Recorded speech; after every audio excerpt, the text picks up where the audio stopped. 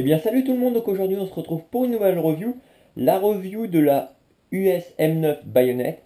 Donc c'est un couteau factice pour l'utilisation de l'airsoft. Donc plusieurs coloris disponibles, donc moi je l'ai en noir, elle existe en vert et tan.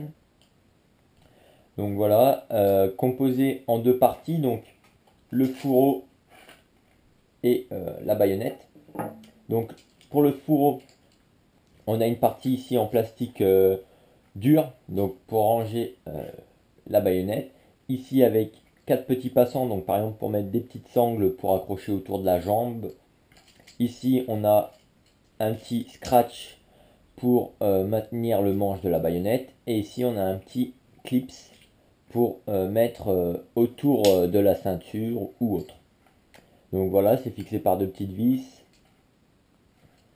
En bas, ici, on a un petit crochet avec un petit trou. Donc ça va être pour mettre la baïonnette et s'en servir comme cisaille. Donc ici, dans la lame, on a un trou. Donc on met le couteau. Et puis après, on s'en sert comme cisaille. Sauf que là, vu que c'est un factice, bien sûr, ça ne marchera pas. C'est pour l'utilisation en vrai de la vraie USM9 baïonnette, hein. Donc maintenant pour ce qui est de la baïonnette, donc ici on a un manche en plastique dur avec des moulures assez sympathiques, hein, bien sûr pour faire plus réel. Ici on a un petit marquage Kagir, donc c'est la marque. Ensuite ici on a un petit trou, donc ça va être pour l'accrocher au canon d'une M4 par exemple. Donc on passe le canon et ici on a une espèce de petite pince qui va se clipser sur le montant spécial. Donc je vais vous montrer. Hop. Donc ma M4, on passe la baïonnette, hop, et après, si ça veut bien sûr,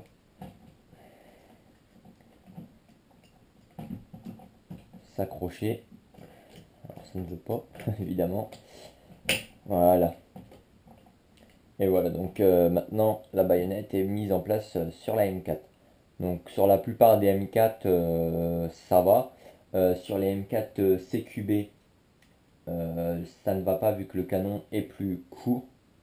Donc souvent on peut l'accrocher là, mais ici c'est dans le vide du coup. Donc après pour la retirer il suffit de tirer. Hop. Et pour finir, bah, on a une lame donc en caoutchouc souple, donc on peut la tordre. Avec bah, ici comme si c'était un côté lisse du couteau et ici un côté denté. Ici bien sûr on a le trou pour l'utilisation de la cisaille. Donc voilà, j'ai fait à peu près le tour. C'est vraiment une baïonnette qui est assez bien faite, qui fait vraiment réaliste. Euh, Après voilà, pour l'utilisation de l'airsoft, bah, déjà c'est pas vraiment dangereux vu que ça coupe pas. Après voilà, faut normalement souvent c'est interdit ou après on dit juste de faire attention. On n'a pas le droit de planter avec la pointe, c'est avec le tranchant de la lame pour faire des outs, pour éviter les risques parce que ça fait vraiment quand même mal quand on touche quelqu'un avec la pointe. Donc voilà, c'est un article vraiment qui est sympa. Bon moi maintenant je l'utilise plus trop, mais franchement c'est pour customiser une tenue, une réplique, c'est vraiment nickel. Et pour son prix, donc ça va être environ 19 euros à peu près. Donc dans le temps où moi je l'ai acheté, c'était ça, c'était 19 euros. Mais il me semble que récemment j'en ai vu et c'était également dans ces prix-là. Donc après, bien sûr, suivant les sites, ça va changer un peu, hein. Si vous achetez à l'étranger, ça va sûrement diminuer. Mais en France, ça va tourner autour des 19 euros. Donc voilà, la review de la USM9 Bayonet bah, est finie, il n'y a pas grand chose à dire. Vraiment une, une imitation vraiment bien faite. Bon après, le petit bémol de cette baïonnette, ça va être au niveau de la lame, ici, bah, le trou, bah, le caoutchouc, Il s'effrite un peu malheureusement. Mais sinon vraiment très très bon produit. Donc voilà. Si vous avez des questions sur cette baïonnette, et ben n'hésitez pas dans la partie commentaires ou en message ou comme vous voulez. Et puis bah voilà, moi je vous dis tout simplement à la prochaine pour d'autres vidéos. Puis ciao tout le monde.